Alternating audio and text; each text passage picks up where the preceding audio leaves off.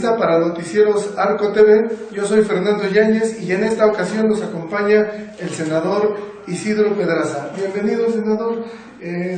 Esperemos tener una plática amena con usted. Para empezar, senador, ¿sí nos podría platicar en qué consiste el trabajo legislativo en el Senado que usted lleva a cabo? Gracias, Fernando. Buenos días al auditorio. Agradecer este espacio y procurar que sea de interés para los televidentes lo que pudiéramos comentar de hoy. La tarea legislativa en México está dividida en dos cámaras a nivel federal, el Congreso de la Unión, es la Cámara de Diputados y la Cámara de Senadores. La Cámara de Diputados funciona normalmente y la Cámara de Senadores funciona como Cámara Revisora, o puede ser Cámara de Origen y la Cámara de Diputados Cámara Revisora. Las iniciativas pueden entrar por cualquiera de las dos cámaras, es lo que establece la Constitución. Y en el artículo 72, de alguna suerte, nosotros en el Senado de la República tenemos la particularidad de analizar el entorno de carácter internacional, todos los tratados que México firma con los diferentes países, los acuerdos comerciales, porque somos una nación inmersa en un contexto internacional que tiene acuerdos migratorios, de comercio, de diferente índole, y que en ese sentido en el Senado hay comisiones en específico que se encargan de irlo revisando. Pero también hay un trabajo cotidiano, el que te da la facultad de poder presentar iniciativas con el propósito de mejorar el entorno legal. O sea, las leyes están creadas para normar nuestra convivencia como ciudadanos. Hay cosas que tenemos que regular, porque si no las regulamos, atropellamos el derecho de los otros.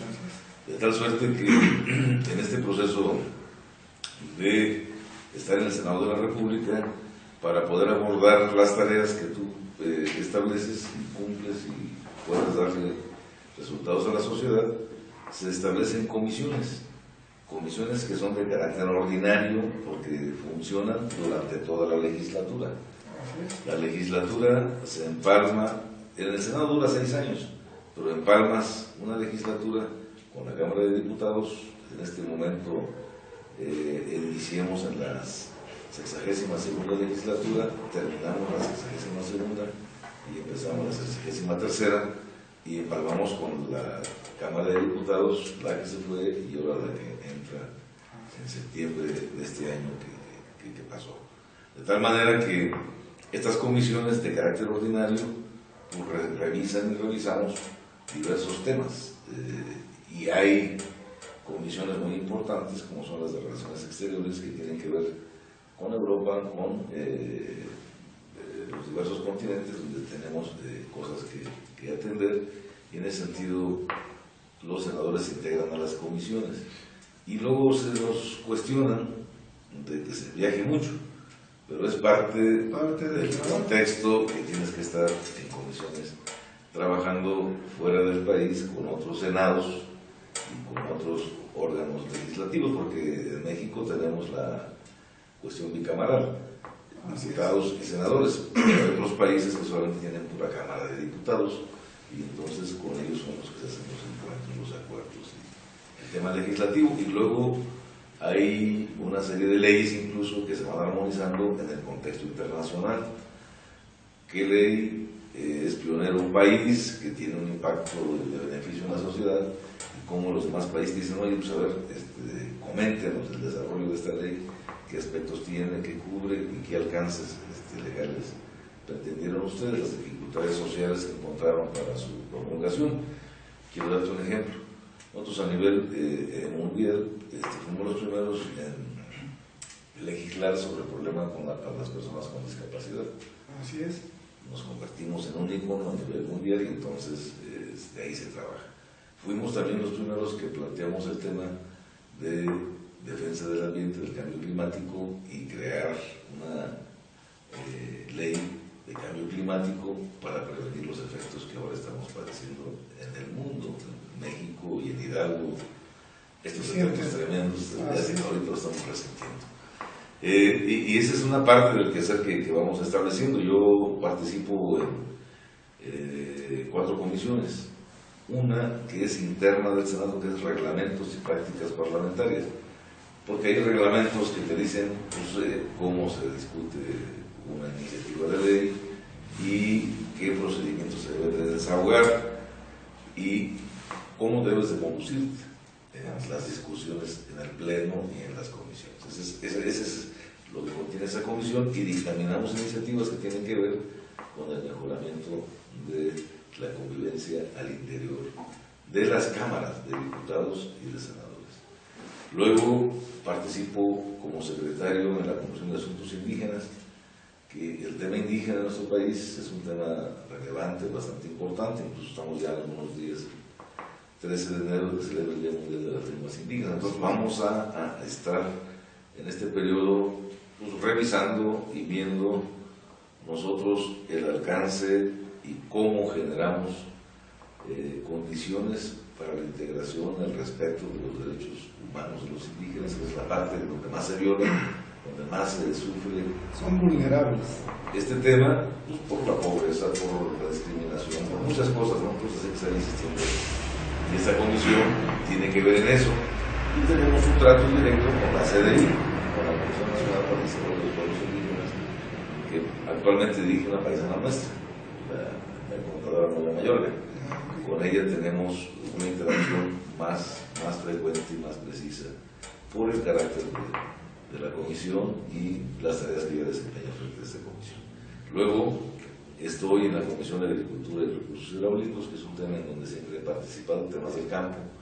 Ahí tenemos que discutir generalmente cómo generar las condiciones para que los productores mexicanos tengan un mejor impacto en las políticas públicas que se desarrollan y cómo el presupuesto tenga que darle la ventaja a los productores rurales y al sector social, porque tenemos una disputa en la práctica, aunque no está abierta y declarada, entre los productores del sector rural y privado y los del carácter social, que son los que menos apoyo reciben y han recibido más los del sector privado. Pero esto es parte de lo que ve la comisión, son los enfoques, y la correlación de fuerzas te permite a veces empujar en un sentido y a veces, aunque tengas la razón, si la correlación de fuerzas dice que no va a pasar la propuesta que haces, no va a pasar. Y nos hemos enfrentado a veces a estas circunstancias de que no se opere un acuerdo o una definición en estas condiciones. Y está revisando de manera permanente las leyes que tienen que ver. Mira, el año pasado, en el 2014, se estableció la posibilidad de llegar a un acuerdo para modificar las condiciones de los productores en el campo, y el Acuerdo Nacional por el Campo. Se establecieron mecánicas, discusiones, llegamos a 2015 y no logramos hacer ninguna. ¿Y debido a qué? Particularmente a que en nuestro país nos ganaron fenómenos de carácter pues, internacional. Se nos cayó el precio del petróleo.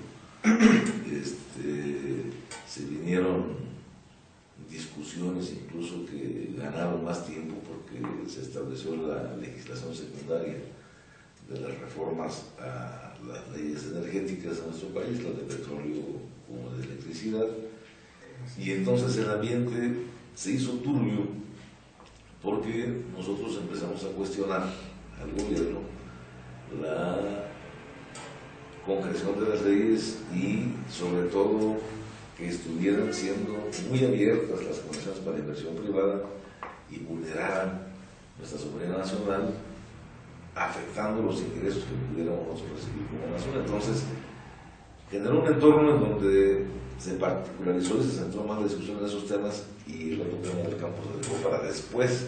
Aún no hemos llegado a ese tema, pero ahí está. A lo mejor para efectos políticos y de evaluación de un ciudadano te dice, oye, no nos cumplieron los senadores porque no le entraron al tema de actualizar la reforma para el campo. Pero el entorno es el que te va a hacer. Eso es importante aclararlo, porque yo siempre he visto que ustedes llevan un trabajo, y la verdad creo que es un trabajo arduo, todas las comisiones.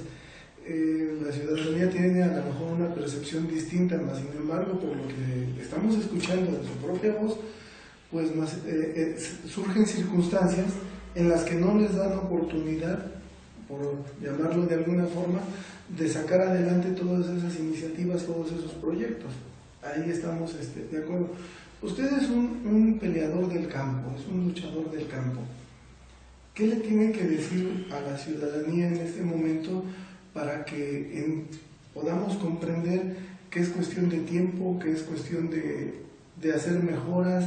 No sé, en su quehacer como senador, ¿qué le podríamos decir a la ciudadanía, al campesino, al trabajador, al que todas las mañanas se levanta a las 3 de la mañana a trabajar para tener una mejor economía en su hogar?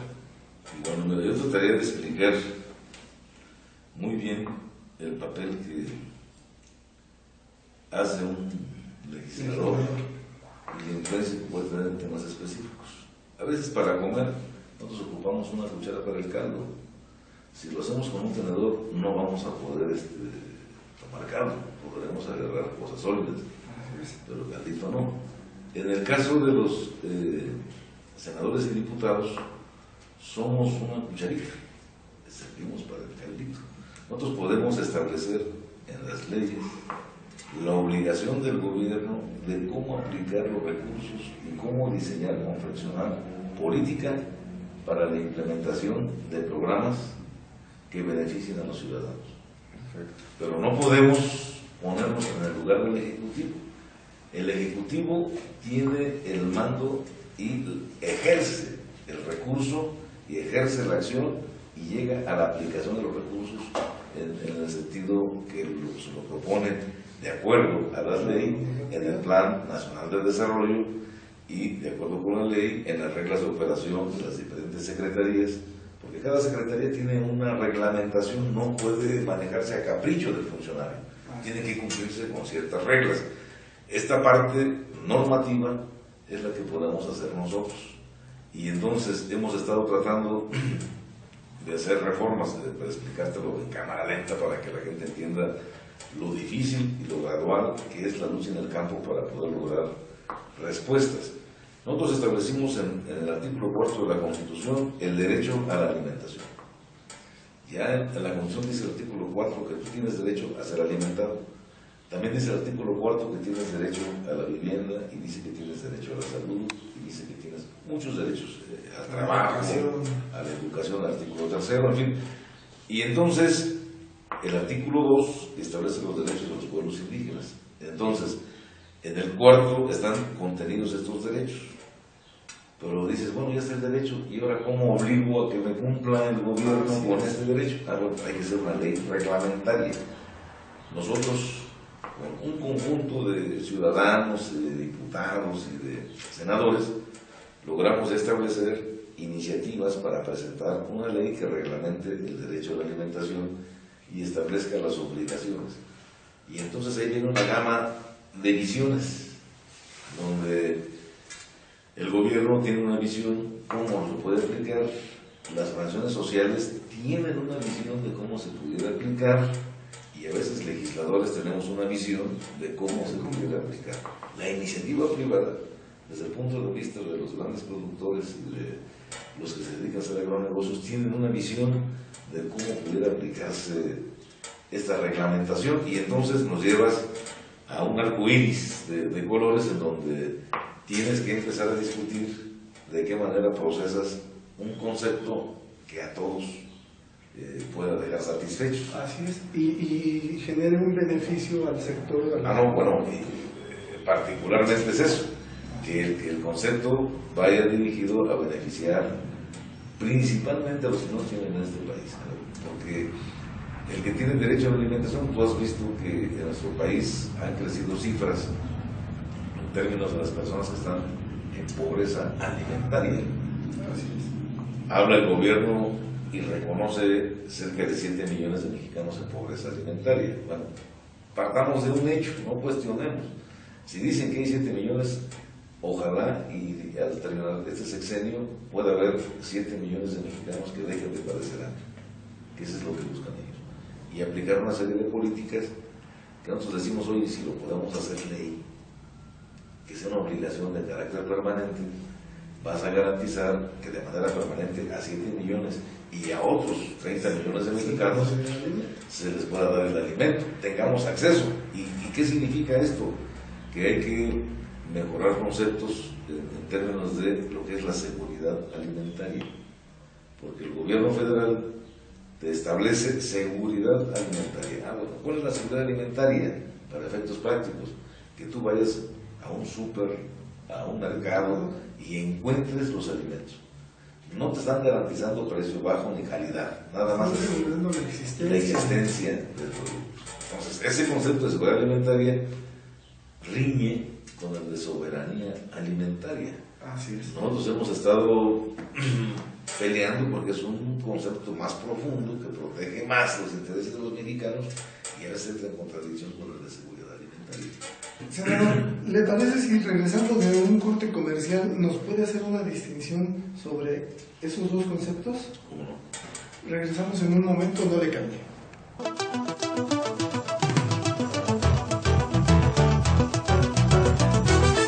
Regresamos a la entrevista, continuamos platicando con el senador Isidro Pedraza. Senador, nos estabas comentando respecto de la diferencia de soberanía alimentaria y seguridad alimentaria. Esos dos conceptos son distintos. ¿Cuál es la diferencia?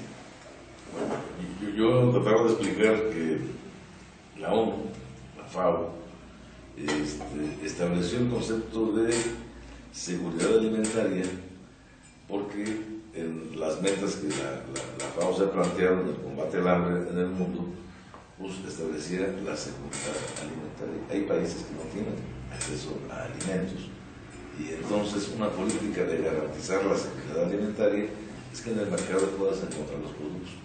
Pero a ellos no les interesa el precio, no norman el precio, nada más norman la garantía de que va a existir el producto. Y tomates, papas, cereales, carne, leches, los nutrientes que requerimos como seres humanos para alimentarnos. Y nosotros hemos, en el concepto de soberanía alimentaria, hemos establecido que es una decisión soberana de cada estado en el mundo de poder crearse las políticas para garantizar la producción de sus alimentos en los niveles y en las demandas de nutrientes que reclamen la regulación, que esa es una parte que está vacía en nuestra legislación. No existe una regla que nos garantice cuál deben ser los nutrientes mínimos que debemos de consumir al día. Y además es un problema de educación, porque tampoco se nos ha definido cómo debemos ir equilibrando las calorías con carbohidratos y con los demás nutrientes que en la ingesta alimentaria tenemos nosotros. Entonces, es una parte que hay que legislar, que hay que establecer, y este concepto de soberanía te da esa particularidad de que tú puedas decidir libremente cómo impulsar la producción de cítricos, de granos, de carne, de leche. Nosotros somos una nación deficitaria en la producción de granos, tenemos importantísimas cantidades de dinero en importación de granos en el país. Nosotros consumimos cerca de 23 millones de toneladas de maíz. Tenemos capacidad para producir cerca de unas 15 millones de toneladas y lo demás lo vamos importando. A veces llegamos a producir 10 y importamos 15. O sea, se va dando la relación según el tema de la producción en el país, y eso es algo que a la larga te genera un gasto súper extraordinario en la compra de alimentos, basado particularmente en la política que el gobierno fija de darle prioridad a una circunstancia de la producción. No, yo garantizo que llegue la comida, es más fácil comprar en el mercado extranjero que financiar la producción en el país. Y entonces, en los gobiernos de Salinas hacia adelante, se impulsó esta política y se abandonó el financiamiento al campo, y ahora tenemos una problemática de un campo sin financiamiento, sin infraestructura y sin un nivel de producción. Por eso, en la comisión que yo presido, que es la de autosuficiencia alimentaria, planteamos un término medio. O sea, no nos vamos a ir a la seguridad alimentaria ni vamos a llegar a la meta de la soberanía alimentaria. Vamos a procurar nada más la autosuficiencia alimentaria y no nos peleamos ideológicamente con nadie, porque el ser autosuficientes en el rubro de granos, de leche, de carne, de huevo, te permite condiciones de mercado y genera condiciones de estabilidad de ingreso a los productores nacionales. ¿No? Entonces cierra las barreras de importación, favoreces el mercado interno, porque eso es lo que te genera una política. La de la seguridad alimentaria es que abre la frontera, ingresa producto extranjero. Cuando hay una sobreoferta de un producto, el precio del producto que tú tienes de manera local se cae. Y entonces el que pierde es el productor local. No pierde el importador, porque está arriesgando dinero a un precio que trae el mercado y ese precio. Así es. Esas son políticas del Ejecutivo. Sí. Hay que aclararlo porque una cosa es que ustedes también lo estén legislando, que ustedes nos estén aclarando que no existe una ley que regule esa cuestión, más sin embargo el Ejecutivo lleva a cabo esas políticas que hace que entren productos que se pueden producir en el campo aquí.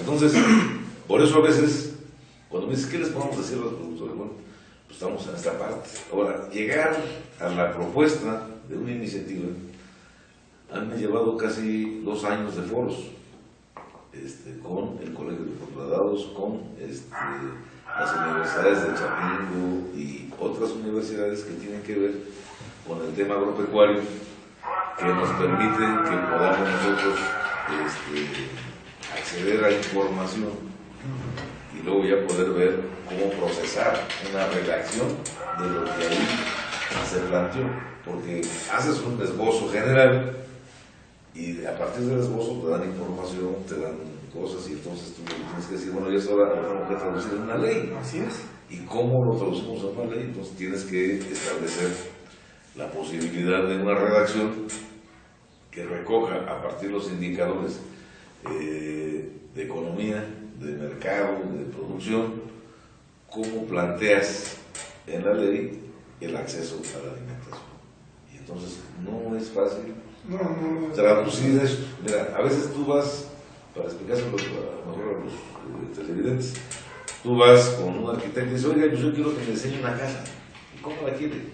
Pues yo 2 pisos, que tengo una entrada para carro, una terracita, y quiero sol. Entonces el arquitecto interpreta lo que tú estás pidiendo y te lo plasma en un proyecto de vivienda. Y tú ya ves si te gusta o no te gusta lo que él diseñó. En este caso nosotros tenemos que interpretar lo que dicen los técnicos en términos de las condiciones de producción. Y luego tienes que interpretar lo que dice el sector privado, cómo le afecta y cómo le beneficia una regulación de este tamaño.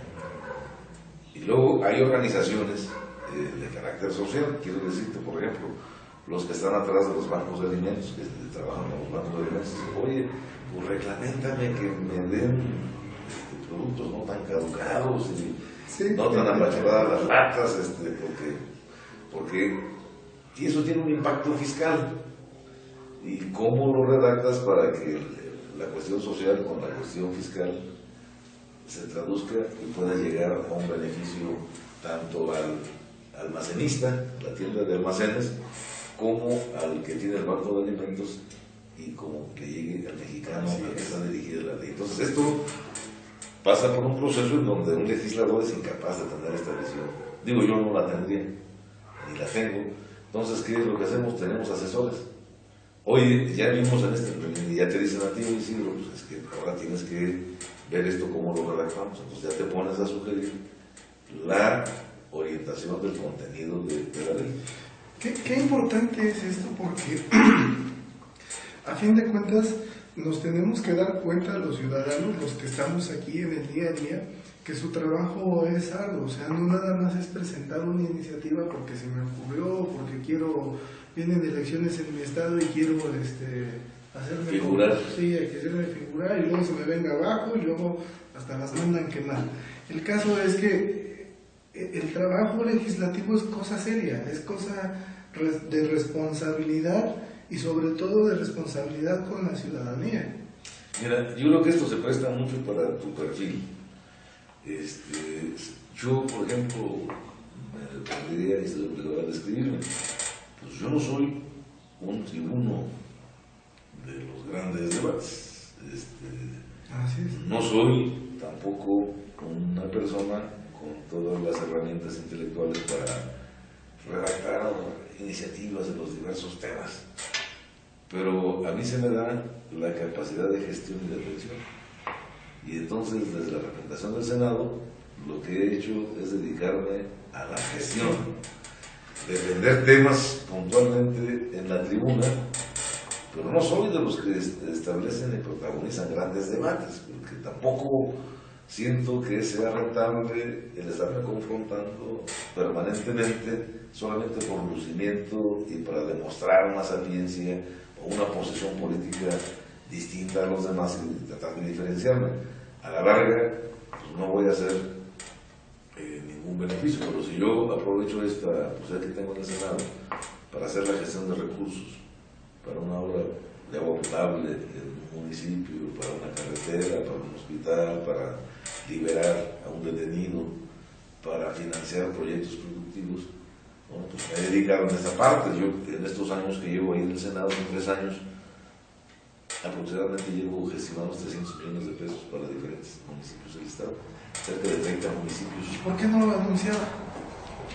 Bueno, pues es parte de un trabajo que no se tiene que andar escandalizando, ¿no? Yo creo que la gente cuando te manda a trabajar, te manda a trabajar, pero tú no presumes a tu mujer, oye, hoy me salí en la mañana y fíjate que... No, yo se lo pregunto porque veo espectaculares enormes en el estado, no nada más en anunciando ese tipo de situaciones, más sin embargo hay que destacar que a veces el trabajo es callado, pero con resultados. No, bueno, pues es lo que yo he hecho. Así es, ¿no?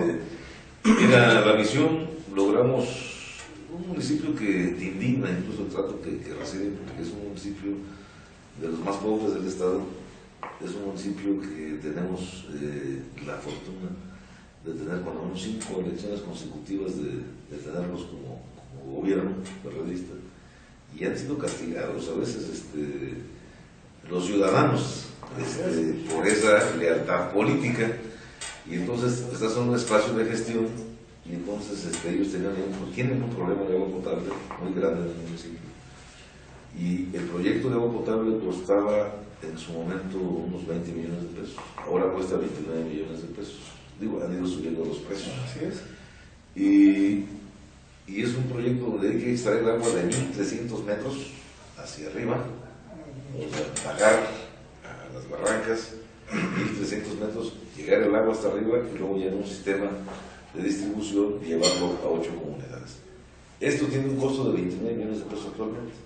Yo, la primera parte que hice fue la gestión de extraer el agua, llevarla hasta arriba, y ya de ahí estar en condiciones de hacer los rebombeos o la distribución por gravedad a 8 comunidades más que se van a beneficiar. Esto no se los daban porque es muy caro. Y bueno, ¿es caro en relación a qué? O sea, nosotros nos tienen que escatimar como ciudadanos la inversión, y no tenemos derecho a 29 millones de pesos porque rebasa las cifras o expectativas de quién, en función de qué estándares nos ningunear. Entonces es una gestión que la arrebaté al gobierno, recursos federales, para poder hacer esta obra. Lo mismo pasó en Mexitlán de Santa Mónica, donde la gente tenía 30 años pidiendo un sistema de agua potable.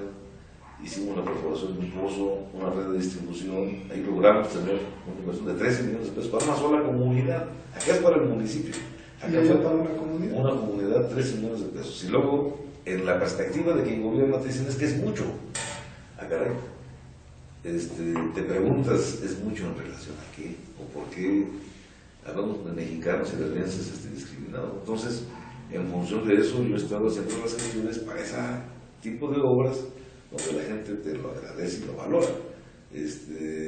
Y pues yo creo que en función del trabajo que estás realizando, tú no tienes que andar presumiendo tanto, sino que la gente lo sepa y que la gente lo valore. Que al senador que mandaron ahí a la búsqueda de recursos, pues está dando resultados en esto. Yo he logrado, digo, para cerca de a Pachuca mismo. Aquí en Pachuca hay una colonia que se llama La Loma. Los tienen ahí los compañeros medios marginadones porque no es una colonia regular, es irregular.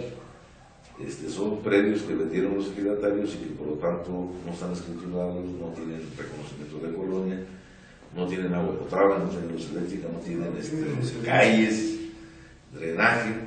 Y entonces acabamos de conseguir ahorita cerca de 13 millones de pesos para hacer una red de conducción de agua potable y darle la certeza de agua potable a esa agua. Están iniciando los trabajos en estos días, aquí en Pachuca.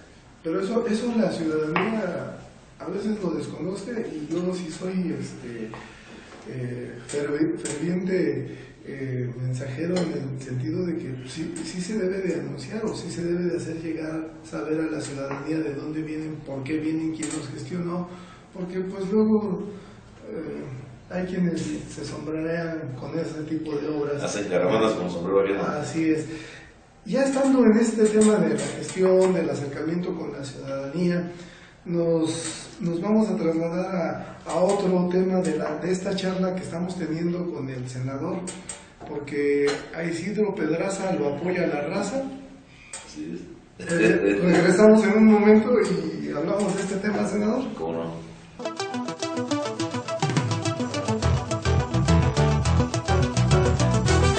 Regresamos a la entrevista, seguimos platicando con el senador Isidro Pedraza.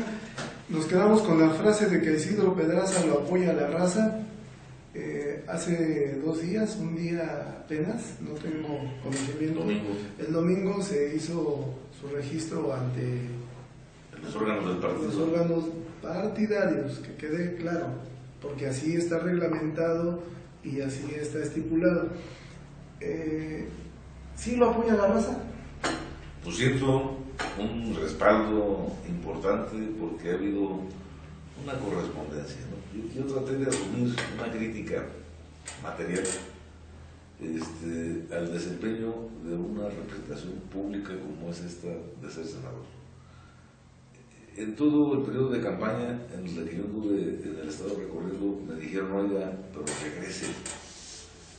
Pero no solamente regrese, ayúdenos. Que fue un reclamo de manera permanente. Entonces, esta respuesta que yo te informaba de gestión de recursos, pues es una crítica material al desempeño de mis otros compañeros senadores en Hidalgo y de otros en el país y de otros que han estado aquí en Hidalgo teniendo esa función. Tengo esa habilidad, se me da en ese sentido la habilidad de la gestión y he logrado esa gestión de recursos, esa cantidad de recursos. Digo, municipios como Tasquillo, bajarles los recursos para la entrada, para hacer el bulevar de la entrada de Tasquillo. En San Salvador, la carretera de San Antonio, la de Pocindeje, o sea, arreglar con recursos esto. En Ajacuba, donde gobierna el PT, le hemos bajado recursos para calles. En el municipio que sigue, de Ajacuba, Tetepango, también es del PT y les bajamos recursos. En Tlaxcuapan he bajado recursos. En Tlanchinol, que es del PAN, hemos bajado recursos. Pachuca, que es del PRI. Y hay un sinfín de recursos en donde, pues, en Mineral del Chico, del PRD, hemos bajado ahí cerca de 15 millones de pesos en obras de pavimentación de calles de ese municipio, porque la gente te reclama por su orografía, cuando no hay la posibilidad de circular en mejores términos para no enlodarse y patinarse, porque son de su vida. Las calles en Atotonilco, el Grande, estamos bajando recursos para hacer el auditorio municipal, ese ayuntamiento que gobierna el Panal, como les decimos nosotros, y hay recursos para hacer otras calles ahí en ese municipio.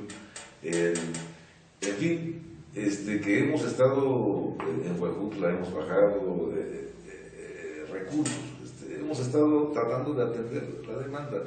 A veces sucede que militantes nuestros están administrados por un gobierno diferente, ni siquiera en Pachuca, se consiguen, están gobernados por el PRI. Pero entonces, ¿qué tenemos que hacer para ayudarlos? Bajarle recursos al PRI que gobierna el municipio para que lleguen a los ciudadanos que tú representas. Y eso es lo que yo he hecho.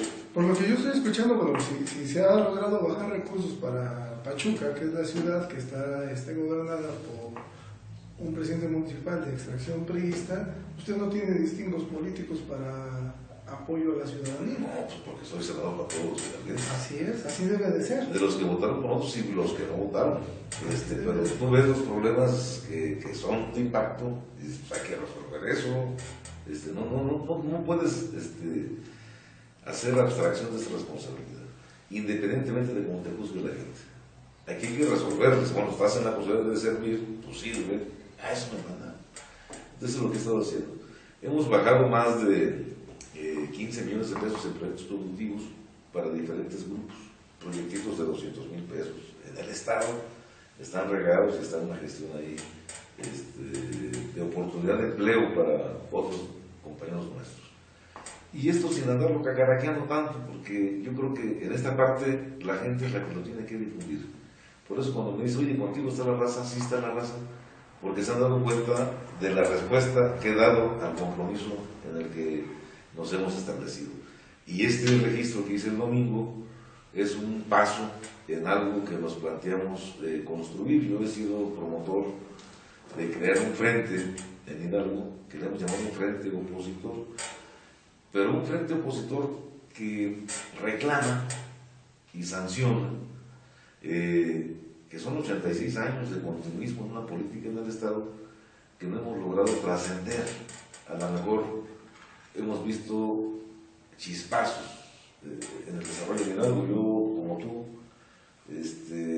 recordarás la administración de Guillermo Rosell de la Lama, que le vino a dar al Estado una sacudida. No pertenecía a los grupos políticos tradicionales y a Hidalgo le dio un rostro nuevo y diferente la política del arquitecto Guillermo Rosell. Después de unas generaciones llega el licenciado Jesús Murillo, también joven, 40 años tenía cuando era gobernador, sin un equipo político propio, y le dio a Hidalgo otra pauta de desarrollo. Entonces, tienes momentos de chispazos en el desarrollo, porque hay política y hay inversión. Pero no hay continuidad. No hay continuidad, y entonces nos han dejado en estas épocas ya del mayor crecimiento global, porque nos han inmerso en una política global a nivel internacional, donde todo repercute. Pues estamos en un gran mercado, por eso el TLC, su impacto y sus beneficios que se han planteado. Pues en Hidalgo los salarios no se han mejorado. Desde los estados, es el Estado, no de los estados, es el Estado con el sueldo más bajo de toda la República Mexicana, el que tienen aquí los hidalguenses. Y no tenemos industria. Tú volteas y la política del gobierno federal no está alineada a que tengamos el desarrollo de una industria de nada. Somos consumidores, somos los socios consumidores de Estados Unidos y de Canadá, pero no somos productores que le compitan en nada. No creamos bienes de capital, solamente bienes y servicios y consumo. Entonces hay que cambiar esa política. Yo creo que en el marco de las facultades que establece la ley, tú puedes establecer en el Estado tu desarrollo, en el marco del federalismo, y establecer políticas que te permitan robustecer una actividad, la pecuaria. Hidalgo es un estado eminentemente agrícola. Bueno, pues hay que generar una política para el desarrollo, pero no lo vas a poder hacer con los gobiernos como están hasta ahorita, porque se ha dado una tal circunstancia de amiguismo que a veces el amiguismo dificulta, ¿no? Hace pesada la marcha de otras acciones porque no están mis amigos, o sea, ¿cómo le hago? ¿Cómo rompo? Y entonces pues hay autoritarismo. En Hidalgo hemos padecido también autoritarismo de los gobiernos, donde coartan a veces la libertad de expresión, porque no te permiten señalar errores. Y lo mejor que hay en una democracia es que puedas decirle a tu gobernante, oye, vas mal, regrésate, y sin que eso se moleste, sino que tiene que ser un reclamo donde dice, oye, pues la gente me está diciendo que me equivoqué, tengo que asumir y tengo que corregir. Pero aquí cuando señalas, parece que te condenas a la persecución. Entonces, Se requiere pluralidad y tolerancia en ese sentido, y en Hidalgo hemos estado atrasados en eso. Entonces, ¿qué requerimos? Un frente que sí proponga un plan de desarrollo para Hidalgo, y que este plan de desarrollo lo logremos cobijar en el marco de la ley para que otras administraciones que lleguen continúen con la ruta. Mira, los americanos establecen un plan de gobierno y un plan de desarrollo y lo meten en su legislación, y entonces ya saben los ciudadanos norteamericanos que en 15 años en Betapé va a haber un aeropuerto, por ejemplo.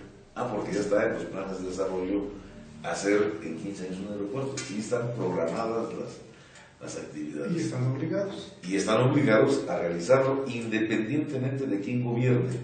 Y ya está la obligación de desarrollo planteada ahí. Entonces nosotros tenemos que dar un salto en ese sentido, y estamos copiando de los gringos muchas cosas. ¿Por qué no le copiamos la parte normativa que sí ha ayudado a que se transformen? Así es. Ellos, cuando llegan a ser poderosos, vienen de los pequeños acopios de truchos, de los comercios, de los pequeños emporios, donde los van sumando y hacen una cadena o un emporio de la suma de pequeños productores. Y entonces aquí en Hidalgo lo que tenemos que hacer es asociar a los productores en función de una mayor rentabilidad para generar otras condiciones de ingreso. Pero el Estado debe de normar y debe de apoyar para que se pueda crear. O sea, ¿tú cómo te organizas? Ahorita, la lectura de los mexicanos en cualquier negocio es que si vas con socios, es casi arriesgarte a que te esquilmen tu recursito, ¿no? Bueno, pues ahora la ley tiene que garantizar que haya responsabilidad. Oye, quiero que te asocies, sí, yo voy a procurar que no te engañen, que no te esquilmen, que no hagan esto, sino vamos a regularlo en la ley para que tú puedas tener la certeza de avanzar. Y de crecimiento. Bueno, pues vamos a crecer todos. Entonces vamos a tener producto, vamos a tener con qué comercializar, vamos a tener con qué industrializar. Tú dime en la mesa de nuestra casa, ¿qué productos hidalguenses tenemos industrializados? No vemos. No hay. No hay. Pues hay que hacer una política para que podamos ir industrializando. Y que se puede hacer. No, pues sí se puede. Sí. Lo que pasa es que necesitamos privilegiar al que queremos privilegiar. Ahorita se ha privilegiado a un sector y se ha descuidado a otro.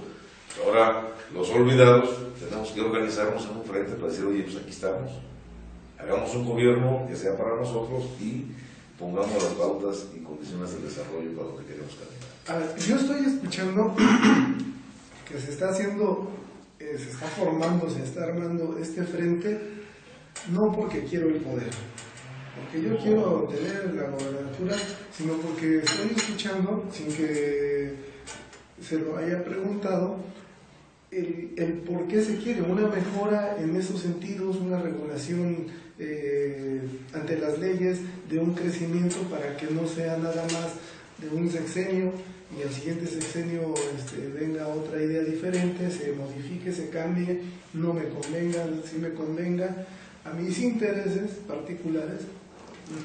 No sé si así sea, eso es una suposición, sino darle una continuidad. Bueno, primero darle un crecimiento al Estado, ¿no? Pues sí, un rescate. Un rescate, perdón, porque yo vivo aquí en el Estado y sí me doy cuenta de que bajo del Real del Monte y luego puras casas,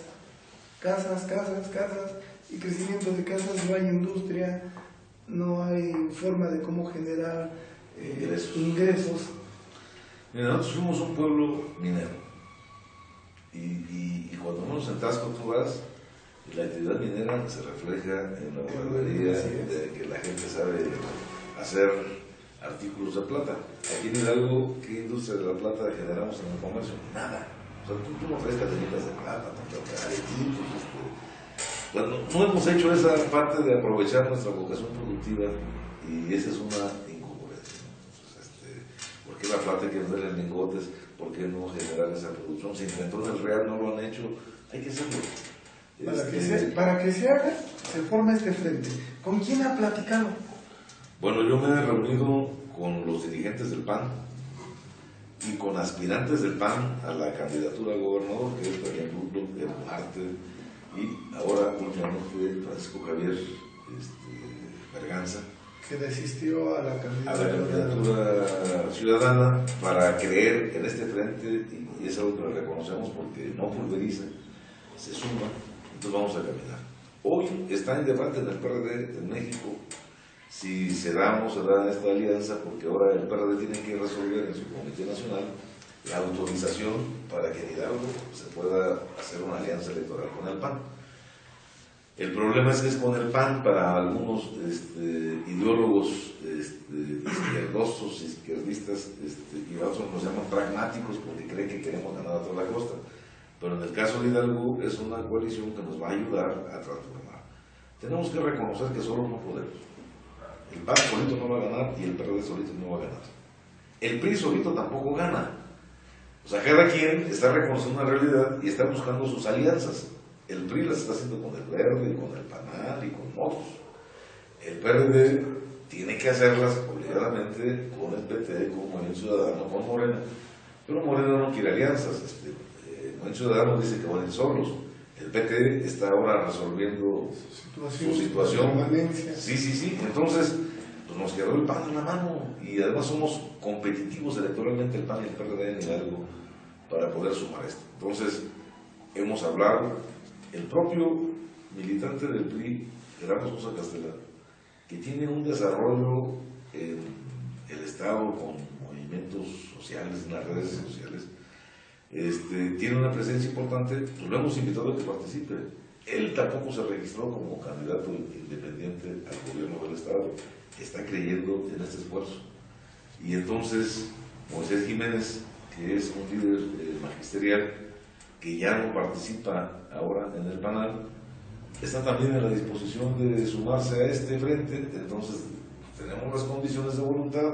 Por primera vez en mucho tiempo se ha dejado de lado el interés personal para poner el interés general. Sí, suena interesante porque hablan de personajes como los que ustedes nos están mencionando. Bueno, se podría pensar que ellos tienen interés, digo, por sus propios esfuerzos en sus propios partidos, mas sin embargo, si ya hay pláticas, ¿hay acuerdos?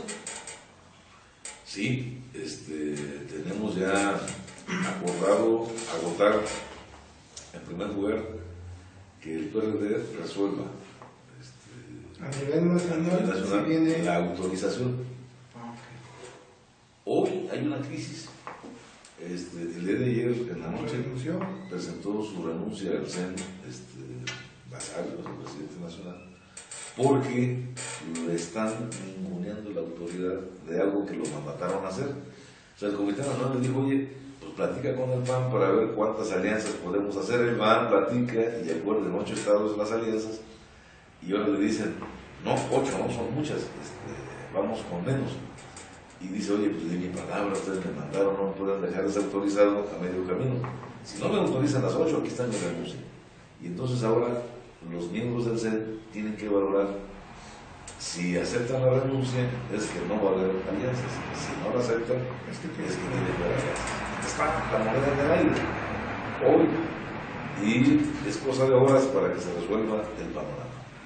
Hay intereses de por medio, sí. Hemos sido objeto de intervención de intereses de quien gobierna en el país.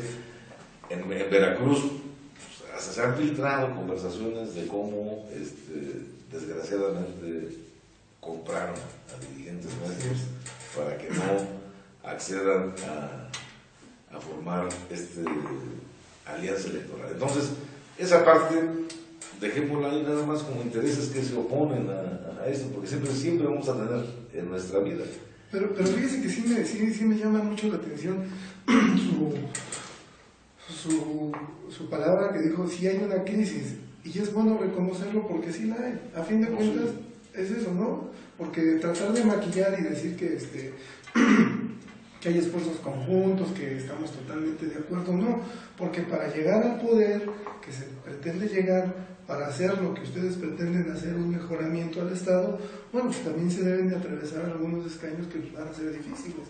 En este caso, estamos hablando del dirigente nacional. que está defendiendo una palabra dada para hacer coaliciones con otros partidos políticos. En este caso nos está hablando usted del PAN, que uniendo fuerzas se puede llegar a lograr esos objetivos. Pues, senador, la verdad a mí me da tristeza que se haya terminado el tiempo de esta charla. Nos faltó mucho, creo que sus aspiraciones, las vamos a llamar así porque es válido, usted ya se registró, tiene aspiraciones. No me gustaría despedirme del programa sin que usted me dijera si se ve como gobernador del estado de Hidalgo. Bueno, mira,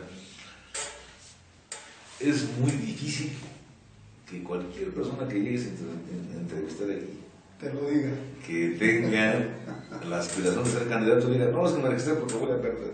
Así es. No, pues todos nos registramos porque vamos a ganar.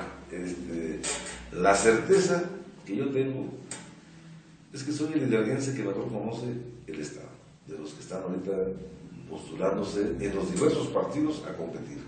Yo he caminado en el Estado de Hidalgo, casi conozco muchos municipios por comunidad.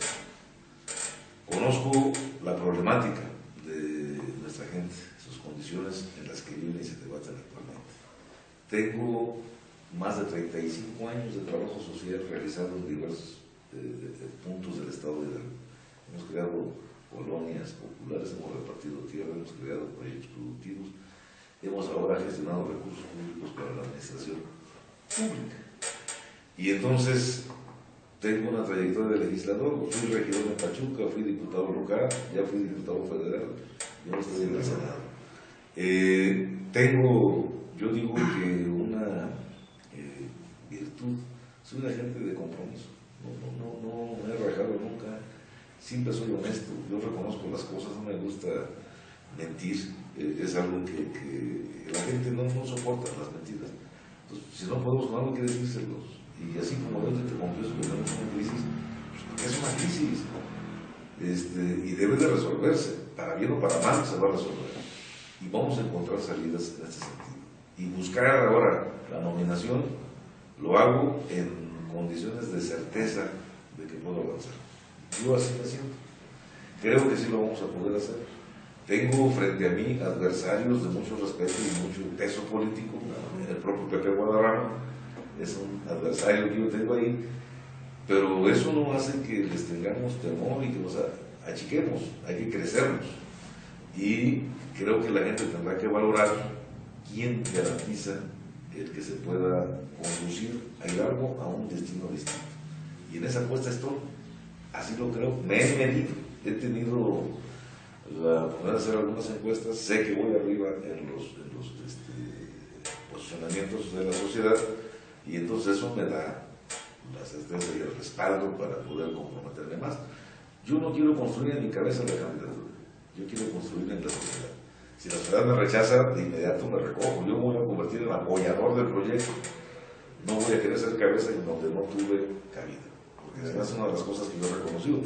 Lo que no es para mí, no es para mí, hay que dejarlo pasar, hay que ayudar a construir. La primera parte la estamos construyendo, lo segundo lo construye la sociedad. Si dice que soy yo, seré yo. Si dice que no, pues también. Hay que respetar y aportar. Entonces, en ese sentido y en ese tenor, pues nos despedimos, no sin antes hacer mención de que este espacio está abierto para todas las voces. Gracias, Fernando. Para todas las voces, cuando usted guste, nosotros estamos en la disponibilidad de seguir platicando. Esperemos que platiquemos cuando usted ya esté en otro momento del proceso que nos espera en el estado. Yo después del 18 de enero los buscaré para hacer una propuesta muy puntual de acciones de gobierno que pretendo, para que la gente conozca que en este de campaña interna que tenemos nos permita que la gente mida si tenemos o no la capacidad para poder representar. Nos despedimos. Gracias. No le cambie, continúe con nosotros.